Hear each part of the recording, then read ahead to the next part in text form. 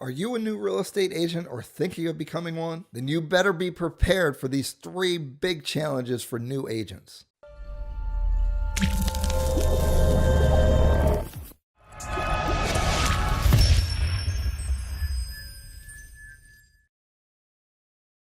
Being a real estate agent is great. You get to set your own hours, you have unlimited earning potential, you get to look at houses all day, and you get to talk to cool people. What's not to like? The worst part for you as a new agent is that starting is the hardest part about real estate. The first big challenge is when you start out, you have no income, and living off of no income is pretty difficult. Not only do you have no income, but you have no idea when you're gonna have an income. Oh, and not only do you have no income, but you have to pay for things like realtor dues and signs and maybe an office fee and MLS access. You're gonna have to pay for that as well. 2 ways you can help alleviate this is save money before you go full-time as an agent, or you need to have a partner, boyfriend, girlfriend, roommate, mom, dad that's going to help pay for your expenses until you're able to generate a good book of business. The way that I got started was because I'm a veteran, I was able to use the GI Bill and go to school. So I was going to school, which was paying my living expenses through the GI Bill. And so part-time, I would work as a real estate agent when I wasn't in class. Working as a part-time agent, I was able to develop a client list and start closing things and learning before I ended up going full-time. So new agents, you need a plan for not having income because you're not going to know when you're going to close your first deal. I empathize with all new agents because it is very difficult starting. It's scary when you don't know when you're going to get your first commission check. Because the thing about being a real estate agent is that the longer you're in the business and the more deals you close, the more advantages you have and a bigger referral network that you have.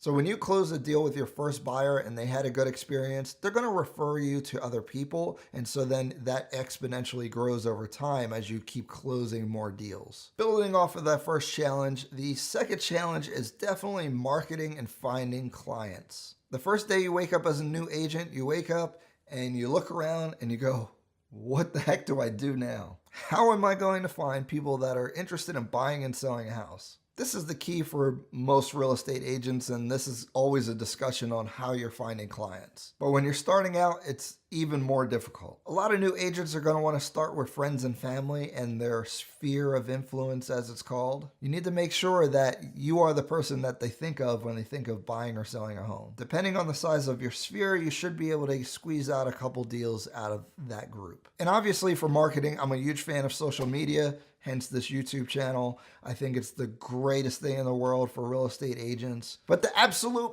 best way to get started in real estate when you have nothing and no resources or anything is grinding out and doing open houses. When I was a new real estate agent, I did an open house every Sunday for months. Sometimes no one would come. Sometimes you will get 5 people. It's inconsistent. You just have to keep grinding it out. But what happens is you start meeting people, and if you keep following up with these people, they'll probably be interested in buying a house, and if they like you, they'll probably use you. So get out there, grind the open houses, and just stay with it. Don't worry about the results. Just make sure that you're following up with everyone that you meet, and you're talking to people, and it'll work out for you as long as you're putting in the work. And the last challenge for real estate agents is practical education. When you go through real estate school and all that stuff, they don't teach you anything about actually doing real estate. They only teach you the laws and the regulations, and that's great, and you need to know that. But actually making money in this business is a lot different than making sure you're just following the rules and regulations. The best thing here to do is office training. I find is very valuable if you have a strong office.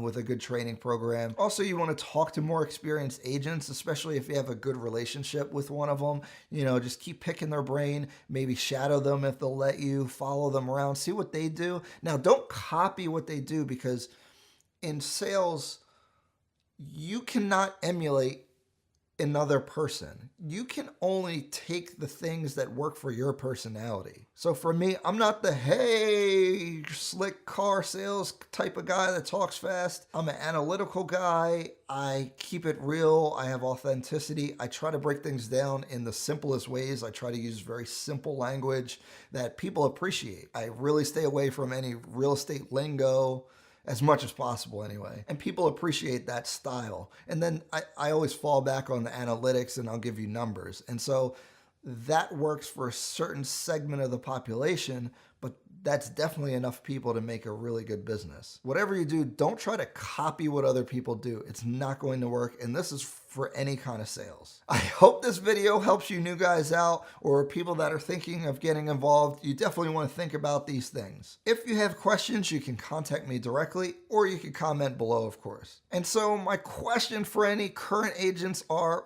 what are your biggest challenges and what did you do to overcome them, or are you still dealing with those issues? Put it in the comments and let's talk about it. Thanks for watching, guys. Bye-bye.